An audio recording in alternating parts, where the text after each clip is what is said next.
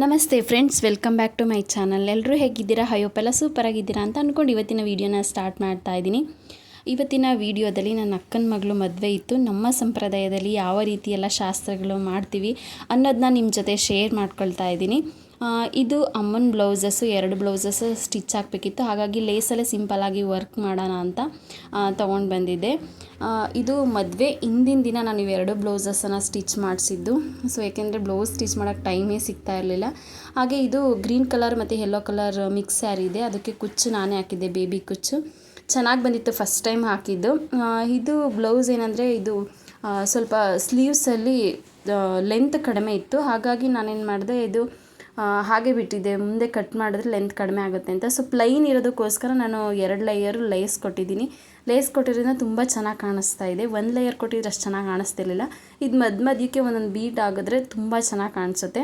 ಮತ್ತು back side ಇನ್ನೂ ಸ್ವಲ್ಪ ವರ್ಕ್ ಮಾಡಬೇಕು, ಪೀಸ್ ಮಿಕ್ಕಿತ್ತು. ಬಟ್ ಅಷ್ಟೊಂದು ಟೈಮ್ ಸಿಗಲಿಲ್ಲ. 2 ಬ್ಲೌಸ್ ಹೊಲಿಯೋ ಅಷ್ಟೊತ್ತಿಗೆ ನೈಟ್ 12:30 ಆಗೋಗ್ಬಿಡ್ತು. ಸಿಂಪಲ್ಲಾಗಿ ಚೆನ್ನಾಗಿ ಬಂತು. ಹಾಗೆ ನಂದು ರೇಷ್ಮೆ ಸೀರೆಗೆ ಇದೊಂದು ಬ್ಲೌಸ್ ಪೀಸ್ನ ತರಿಸಿದ್ದೆ. ಇದನ್ನು ಕೂಡ ಬೆಳಗ್ಗೆ ಹೊಲಿಯೋದಕ್ಕೆ ಕೊಡಬೇಕಿತ್ತು. ಹಾಗಾಗಿ ಮತ್ತೆ ನಾನು ಹೊಲ್ದಿರೋ ಅಮ್ಮನ ಬ್ಲೌಸಸ್ ಅದು ಹುಕ್ಸ್ ಹಾಕಿರಲಿಲ್ಲ.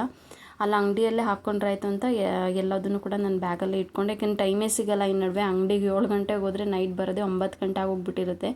ಹಂಗಾಗಿ ಈ ನಡುವೆ ಬ್ಲೌಸಸ್ ಸ್ಟಿಚ್ ಮಾಡೋದಕ್ಕೆ ಎಲ್ಲ ಟೈಮೇ ಸಿಗೋದಿಲ್ಲ. ಹಂಗಾಗಿ ಅಂಗಡಿಲೇ ಹಾಕ್ಕೊಳ್ಳೋಣ ಅಂದ್ಬಿಟ್ಟು ಅಲ್ಲಿಗೆ ತೊಗೊಂಡೋದೆ. ನಾನು ಮೀಶೋದಲ್ಲಿ ತರಿಸಿದ್ದೆ. ಅದು ಬ್ಲೌಸ್ ಪೀಸ್ ತುಂಬಾ ಚೆನ್ನಾಗಿದೆ. ಯಾರಾದರೂ ಬೇಕಂದರೆ ತೊಗೊಳ್ಳಿ. ನಾನು ಲಿಂಕ್ ಕೂಡ ನಾನು ಹಾಕಿರ್ತೀನಿ. ನಾನು ಮೀಶೋದಲ್ಲಿ ಏನೇನೆಲ್ಲ ಪರ್ಚೇಸ್ ಮಾಡಿದ್ದೆ ಅದು ರಿವ್ಯೂ ಒಂದು ವೀಡಿಯೋ ಹಾಕಿದ್ದೀನಿ. ನೋಡಿಲ್ಲ ಅಂದರೆ ಒಂದು ಸಲ ಚೆಕ್ ಮಾಡಿ. ಪ್ರಾಡಕ್ಟ್ಸ್ಗಳಂತೂ ತುಂಬಾ ಚೆನ್ನಾಗಿದೆ. ಮೀಶೋ ಮತ್ತು ಫ್ಲಿಪ್ಕಾರ್ಟಲ್ಲಿ ನಾನು ತೊಗೊಂಡಿರೋವಂಥವು. ಕ್ವಾಲಿಟಿ ಎಲ್ಲ ಚೆನ್ನಾಗಿದೆ, ವರ್ತ್ ಅನಿಸುತ್ತೆ. ಸೊ ಸುಮಾರು ನಾನು ಪ್ರಾಡಕ್ಟ್ಸ್ ಒಂದು 20 ಪ್ರಾಡಕ್ಟ್ಸ್ ವೀಡಿಯೋ ಹಾಕಿದ್ದೀನಿ. ನೋಡಿಲ್ಲ ಅಂದರೆ ಒಂದು ಸಲ ಚೆಕ್ ಮಾಡಿ. ಹಾಗೆ ಅಲ್ಲಿ ಅಂಗಡಿಲೇ ನಾನು ಫ್ರೀ ಇರ್ತೀನಲ್ವ, ಆ ಟೈಮಲ್ಲೇ ಅಲ್ಲೇ ಹುಕ್ಸ್ ಎಲ್ಲ ಹಾಕ್ಕೊಂಡು ಹಾಗೆ ಬ್ಲೌಸ್ನು ಕೂಡ ಸ್ಟಿಚ್ ಹಾಕೋಕ್ಕೆ ಕೊಟ್ಟೆ. ನಾನು ಬ್ಲೌಸ್ ಪೀಸ್ ತರಿಸಿದ್ದು 300ಗೆ ತರಿಸಿದ್ದೆ. ಸ್ಟಿಚ್ ಹಾಕೋದಕ್ಕೆ ಒಂದು 350 ತೊಗೊಂಡ್ರು. ಒಟ್ಟು 650 ರೂಪಾಯಿ ಆಯಿತು ಅದು ಬ್ಲೌಸಿಗೆ.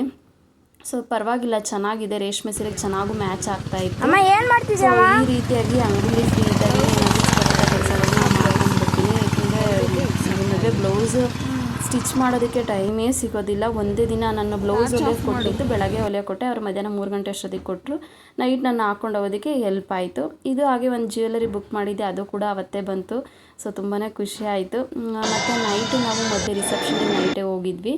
ಇವರು ನಮ್ಮ ಅಕ್ಕ, ದೊಡ್ಡಮ್ಮನ ಮಗಳು. ಸೊ ನನ್ನ ಫ್ಯಾಮಿಲಿಯಲ್ಲಿ ಇರೋಂಥ ಕೆಲವೊಬ್ಬರು ಮೆಂಬರ್ನ ಇವತ್ತಿನ ವೀಡಿಯೋದಲ್ಲಿ ನಿಮಗೆ ಪರಿಚಯ ಮಾಡಿಸ್ತೀನಿ. ಇವರು ಅಕ್ಕನ ಮಗಳು. ಅಂದರೆ ನಮ್ಮಮ್ಮ ಅವರು 6 ಜನ ಇರೋವಂಥದ್ದು. ಸೊ ಅಕ್ಕ ತಂಗಿದಿರು ಸ್ವಲ್ಪ ದೊಡ್ಡ ಫ್ಯಾಮಿಲಿ ಅಂತಲೇ ಹೇಳ್ಬೋದು. ಈ ಥರ ಫಂಕ್ಷನ್ಗಳೆಲ್ಲ ಆಗಬೇಕಾದ್ರೆ ಎಲ್ಲ ಒಟ್ಟಿಗೆ ಸೇರಿದಾಗ ತುಂಬ ಅಂದರೆ ತುಂಬಾ ಖುಷಿಯಾಗುತ್ತೆ.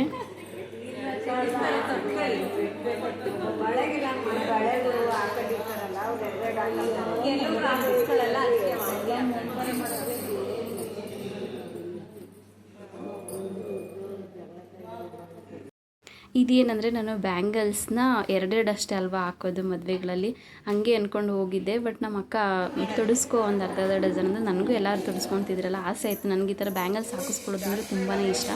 ಬಟ್ ನಾನು ಅವ್ರು ಹಾಕ್ತಾರೋ ಇಲ್ಲವೋ ಅಂತ ನಾನು ಒಂದು ಅರ್ಧ ಡಜನ್ ಹಾಕೋದ್ಮೇಲೆ ಬೇರೆ ಕೈ ಕೊಟ್ಟೆ. ಅಷ್ಟೊತ್ತಿಗೆ ಅವರು ಇಲ್ಲಮ್ಮ ಆ ಥರ ಏನಿಲ್ಲ, ಬಳೆ ವಿಚಾರದಲ್ಲಿ ನಾವು ಹಂಗೆಲ್ಲ ಮಾಡಲ್ಲ, ಎಷ್ಟು ಕೇಳಿದ್ರು ಹಾಕ್ಕೊಡ್ತೀವಿ ಅಂತ ಹೇಳಿದ್ರು. ಆ ಥರ ಕೆಲವೊಬ್ಬರು ಇರ್ತಾರೆ. ಕೆಲವೊಂದು ಮದುವೆಗಳಲ್ಲಿ 2 ಬ್ಯಾಂಗಲ್ಸ್ ಮೇಲೆ ಹಾಕೋದೇ ಇಲ್ಲ, ಜಗಳ ಮಾಡಿಬಿಡ್ತಾರೆ. ನೀವು ಇಷ್ಟೇ ಹೇಳಿರೋದು, ನಾವು ಅಷ್ಟೇ ತಂದಿರೋದು ಅಂತ ಎಲ್ಲ ನಾನು ನೋಡಿದ್ದೀನಿ ಸುಮಾರು ಮದುವೆಗಳಲ್ಲಿ.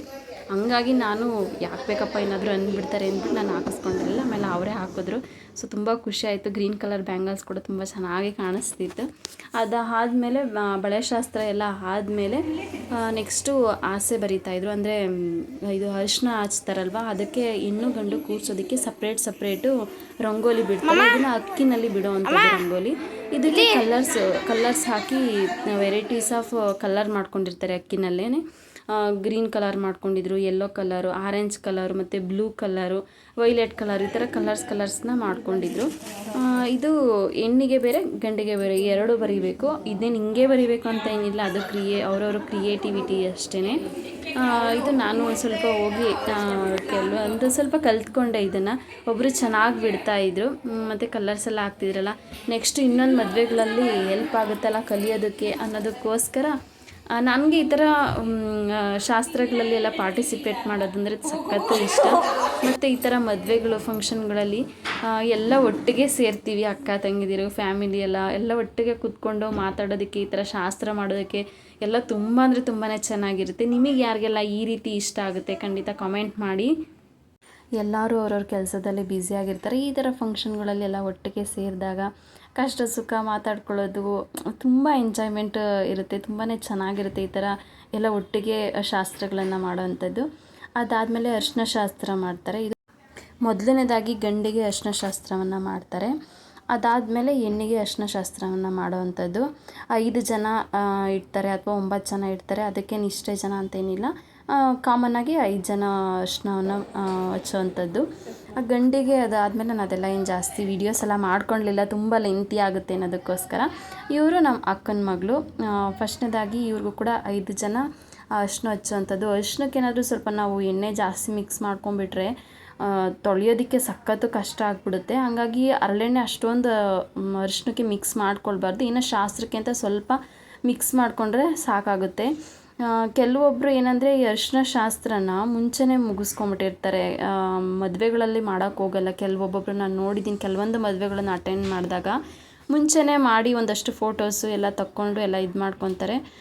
ನಮ್ಮ ಮನೆಗಳಲ್ಲಿ ಜಾಸ್ತಿ ಹೆಚ್ಚಾಗಿ ಈ ಥರ ನೈಟೇ ಅರಿಶಿನ ಶಾಸ್ತ್ರ ಮಾಡೋವಂಥದ್ದು. ಕಳಸ ಪೂಜೆಯಲ್ಲಿ ಕೂಡ ಒಂದ್ಸಲಿ ಅರಿಶಿನ ಎಲ್ಲ ಹಚ್ಚಿರ್ತಾರೆ, ಅಂದರೆ ಮದುವೆಗಿನ ಒಂದು ದಿವಸ ಮುಂಚೆ. ಇದು ನೈಟ್ ಮಾಡೋ ಅಂಥದ್ದು. ಈ ಟೈಮಲ್ಲೂ ಕೂಡ ಅರಿಶಿನ ಹಚ್ಚಿ ಈ ಥರ ಎಲ್ಲ ಶಾಸ್ತ್ರ ಮಾಡ್ತಾರೆ. ಇದೆಲ್ಲ ಶಾಸ್ತ್ರ ಎಲ್ಲ ಮುಗಿಯೋಷ್ಟೊತ್ತಿಗೆ ನಿಯರ್ಲಿ ಒಂದು 4 ಗಂಟೆ ಆಗಿತ್ತು. ಇದೆಲ್ಲ ಅರಿಶಿನ ಶಾಸ್ತ್ರ ಎಲ್ಲ ಮುಗಿಯೋಷ್ಟೊತ್ತಿಗೆ. ಇದು 2 ಸಲ ಮಾಡೋವಂಥದ್ದು, ಅಂದರೆ 5 ಜನ 2 ಸಲ ಹಚ್ಚೋ ಅಂಥದ್ದು. ಗಂಡಿಗೂ ಅಷ್ಟೇ, ಹೆಣ್ಣಿಗೂ ಅಷ್ಟೇ. ಈ ರೀತಿ ನಮ್ಮ ಕಡೆ ಶಾಸ್ತ್ರ ಮಾಡ್ತಾರೆ. ಸೊ ನಾವು ಎಲ್ಲ ಅರಿಶಿನ ಎಲ್ಲ ಹಚ್ಚಿ ನಂತರ ನಾವು ಎಲ್ಲ ಸ್ವಲ್ಪ ಹಚ್ಕೊಂಡು ಒಂದಿಷ್ಟು ಫೋಟೋಸ್ ಎಲ್ಲ ತಕ್ಕೊಂಡ್ವಿ, ಚೆನ್ನಾಗಿತ್ತು. ಅರಿಶಿನ ಅಂತೂ ತುಂಬ ಡಾರ್ಕ್ ಆಗಿತ್ತು, ಅಂದರೆ ಮಾಮೂಲಿ ನಾವು ಅಡುಗೆಗೆಲ್ಲ ಬಳಸ್ತೀವಲ್ಲ ಆ ಥರ ಅರಿಶಿನ. ಅದಕ್ಕಿಂತ ಗಂಧಿಗೆ ಅಂಗಡೀಲಿ ಸಿಗುತ್ತೆ ಪ್ಯೂರ್ ಅರಿಶಿನ, ಅದಾದರೆ ತುಂಬ ಚೆನ್ನಾಗಿ ಹತ್ತುತ್ತೆ. ಅದು ಅರಿಶಿನ ಚೆನ್ನಾಗಿ ಹತ್ತುತ್ತೆ. ಇಲ್ಲಾಂದರೆ ಅರಿಶಿನ ಕೊಂಬಲು ಕೂಡ ಮಾಡ್ಕೊಳ್ತಾರೆ. ಇಲ್ಲಾಂದರೆ ಪ್ಯೂರ್ ಅರಿಶಿನ ಕೊನೆಯೇ ಸಿಗುತ್ತೆ, ಹಸಿ ಅರಿಶಿನ ಕೊನೆ. ಅದನ್ನು ಕೂಡ ಬೇಯಿಸಿ ಸ್ವಲ್ಪ ಕಾಯಿ ಅದನ್ನು ಎರಡನ್ನೂ ಕೂಡ ಬೇಯಿಸಿ ರುಬ್ಬಿ ಸಪ್ರೇಟ್ ಇಟ್ಕೊಂಡು ಕುದಿಸಿ ಸಪ್ರೇಟ್ ಇಟ್ಕೊಳ್ತಾರೆ. ಅದೊಂದು ಪ್ರೋಸೆಸ್ ಇರುತ್ತೆ. ಅದನ್ನು ಕೂಡ ಮಾಡಿಕೊಂಡು ಕೂಡ ಅರಿಶಿನವನ್ನು ಹಚ್ಬೇಕಾದ್ರೆ ಯೂಸ್ ಮಾಡ್ಕೊತಾರೆ. ಸೊ ನೋಡಿಕೊಂಡು ನಾವು ಅರಿಶಿನ ಸೆಲೆಕ್ಟ್ ಮಾಡ್ಕೊಳ್ಬೇಕು. ನನ್ನ ಮದುವೆಯಲ್ಲಿ ತೊಗೊಂಡಿದ್ದ ಅರಿಶಿನ ಚೆನ್ನಾಗಿರಲಿಲ್ಲ, ಈ ಥರ ಯೆಲ್ಲೋ ಕಲರ್ ಬಂದೇ ಇರಲಿಲ್ಲ, ಫುಲ್ಲು ರೆಡ್ ಬಂದುಬಿಟ್ಟಿತ್ತು. ಹಾಗಾಗಿ ಅರಿಶಿನ ನಾವು ಸೆಲೆಕ್ಟ್ ಮಾಡ್ಕೊಳ್ಬೇಕಾದ್ರೂ ನೋಡ್ಕೊಂಡು ಸೆಲೆಕ್ಟ್ ಮಾಡ್ಕೊಬೇಕು. ಈ ಟೈಮಲ್ಲಿ ಅರಿಶಿನ ಹಚ್ಕೊಳೋದು ಒಂದು ಪದ್ಧತಿ ಅಲ್ವಾ, ಹಾಗಾಗಿ ಅದನ್ನು ಕರೆಕ್ಟಾಗಿ ಯೂಸ್ ಮಾಡ್ಕೊಳ್ಬೇಕು. ನೋಡ್ಕೊಂಡು ಸೆಲೆಕ್ಟ್ ಮಾಡ್ಕೋಬೇಕು ಅಷ್ಟೇ ಅರಿಶಿನ. ಸೊ ಅರಿಶಿನ ಶಾಸ್ತ್ರ ಎಲ್ಲ ನಾವು ಈ ರೀತಿ ಮಾಡೋ ಅಂಥದ್ದು. ನಿಮ್ಮ ಕಡೆ ಯಾವ ರೀತಿ ಮಾಡ್ತೀರಾ ಅಂತ ಖಂಡಿತ ನನಗೆ ಕಾಮೆಂಟ್ ಮಾಡಿ. ಸೊ ಇದಾದಮೇಲೆ ಅರಿಶಿನ ಶಾಸ್ತ್ರ ಎಲ್ಲ ಆದಮೇಲೆ ಅರಿಶಿನ ಅದನ್ನು ಸ್ನಾನ ಮಾಡಿಸೋದು ಅದೆಲ್ಲ ಮಾಮೂಲಿಯಾಗಿ ಆಗುತ್ತೆ. ಇದಾದಮೇಲೆ ಬೆಳಗ್ಗೆ ನಾವು ಗಂಗೆ ನೀರು ತರೋ ಅಂಥದ್ದು, ಈ ಥರದ್ದು ಬೇರೆ ಬೇರೆ ಇರ್ತವೆ. ನಾನು ಬೆಳಗ್ಗೆದೆಲ್ಲ ಅಷ್ಟು ವೀಡಿಯೋಸ್ ಏನು ಮಾಡ್ಕೊಳಕ್ಕಾಗಲಿಲ್ಲ. ಹಾಗೆ ಇದು ಹೆಣ್ಣಿನ ಬ್ಲೌಸು, ವರ್ಕ್ ಮಾಡಿಸಿರೋ ಅಂಥ ಬ್ಲೌಸು ನಿಯರ್ಲಿ 1,500 ಕೊಟ್ಟು ವರ್ಕ್ ಮಾಡಿಸಿದ್ದಾರೆ. ತುಂಬಾ ಚೆನ್ನಾಗಿದೆ, ಪಿಕಾಕ್ ಡಿಸೈನಲ್ಲಿ ಮಾಡಿಸಿರೋ ಅಂಥದ್ದು. ಹಾಗೆ ಜಸ್ಟ್ ಒಂದು ವೀಡಿಯೋ ಮಾಡಿಕೊಂಡೆ, ನಿಮಗೂ ಶೋ ಮಾಡೋಣ. ಯಾರಾದರೂ ಈ ಥರ ಡಿಸೈನ್ ಎಲ್ಲ ಮಾಡಿಸ್ಕೊತಿರ್ತಾರಲ್ಲ, ಹೆಲ್ಪ್ ಆಗುತ್ತೆ ಅನ್ನೋದಕ್ಕೋಸ್ಕರ ನಾನು ಇದನ್ನೊಂಚೂರು ಹಾಗೆ ವೀಡಿಯೋ ಮಾಡಿಕೊಂಡೆ. ಈ ಥರ ಬೀಡ್ಸ್ ಎಲ್ಲ ಹಾಕಿ ಸ್ಲೀವ್ಸಿಗೆಲ್ಲ ಮಾಡಿದ್ದಾರೆ ಡಿಸೈನು. ತುಂಬಾ ಚೆನ್ನಾಗಿದೆ, ಡೀಸೆಂಟಾಗೂ ಇದೆ, ತುಂಬ ಗ್ರ್ಯಾಂಡಾಗೂ ಕಾಣಿಸುತ್ತೆ. ಚೆನ್ನಾಗಿದೆ ಇದೊಂದು ಬ್ಲೌಸ್ ಡಿಸೈನು. ಇವಾಗಂತೂ ಬ್ಲೌಸ್ ಈ ಥರ ವರ್ಕ್ ಮಾಡ್ಸೋಕ್ಕೆ ಆಗಲ್ಲ ಬಿಡಿ, ತುಂಬಾ ರೇಟ್ ಜಾಸ್ತಿ. ಇದು ಇವರು ಹೆಣ್ಣಿನ ಮನೆ ಕಡೆಯವ್ರು ಕೊಟ್ಟಿರೋ ಅಂಥದ್ದು. ಇದು ಬಂದು ಗಂಡಿನ ಮನೆಯವರು ಮಾಡಿಸಿರೋ ಅಂಥ ಡಿಸೈನ್ ಇದು. ಇದು ಒಂಥರ ಡಿಫ್ರೆಂಟಾಗಿದೆ, ಒಂಥರ ಆಪೋಸಿಟ್ ಕಲರ್ಸಲ್ಲಿ ವರ್ಕ್ ಮಾಡಿಸಿದ್ದಾರೆ. ತುಂಬ ಡಿಫ್ರೆಂಟಾಗಿ ಕಾಣಿಸ್ತಿದೆ. ಮತ್ತು ಸ್ಯಾರಿ ಶೇಡ್ ಕೂಡ ತುಂಬಾ ಚೆನ್ನಾಗಿದೆ. ಕ್ರಿಯೇಟಿವಿಟಿ ಅನ್ನೋದೇ ಹಾಗೆ ಅಲ್ವಾ, ನಾವು ಹೆಂಗೆ ಮಾಡಿರ್ತೀವೋ ಅದ್ರ ಮೇಲೆ ಡಿಪೆಂಡ್ ಆಗುತ್ತೆ. ಸ್ಯಾರಿಗಳು ತೊಗೊಳೋದು ಒಂಥರ ಆದರೆ ಅದಕ್ಕೆ ವರ್ಕ್ ಮಾಡಿಸೋದು, ಕುಚ್ಚಾಕ್ಸೋದೇ ಒಂದು ದೊಡ್ಡ ತಲೆನೋವು ಅಂತಲೇ ಹೇಳ್ಬೋದು. ಸ್ಯಾರಿ ಬೇಕಾದ್ರೆ ತೊಗೊಂಡ್ಬಿಡ್ಬೋದು, ಆದರೆ ಬ್ಲೌಸ್ ಇವಾಗಂತೂ ರಿಚ್ ಆಗಿರುತ್ತೆ. ಹಾರಿ ವರ್ಕು ಮಗ್ಗಮ್ ವರ್ಕ್ ಇವೆಲ್ಲ ಮಾಡಿಸೋದು ತುಂಬಾ ಕಷ್ಟ ಬಿಡಿ, ಅಷ್ಟು ಪ್ರೈಸ್ ಜಾಸ್ತಿನೇ ಇರುತ್ತೆ. ಸೊ ಇಷ್ಟ ಆಗಿದೆ ಅಂತ ಅಂದ್ಕೊಂಡಿದ್ದೀನಿ. ಇದು ಬೆಳಗ್ಗೆ ಮುಹೂರ್ತದ ವಿಡಿಯೋ.